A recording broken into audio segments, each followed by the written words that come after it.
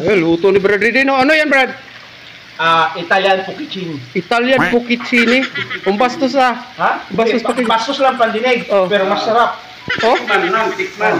Nakatikim ka diba ng Focaccia? Hindi pa nga eh. Pag nakatikim ka ng Focaccia, masarap. Focaccia. So ano yung yan? Pasta lang talaga. Pasta. With mushroom and... With mushroom and salmon. Wow. Social talaga sila dito. Ganyan sila kasosyal dito. Ako na siya di ubay-ubay kay para na tayo Bring house oh. Siyempre. Grabe oh.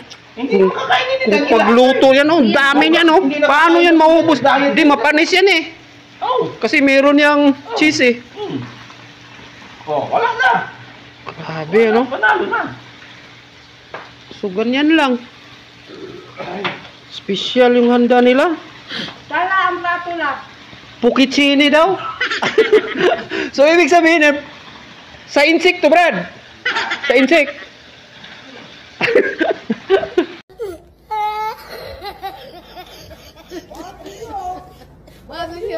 Oh my God.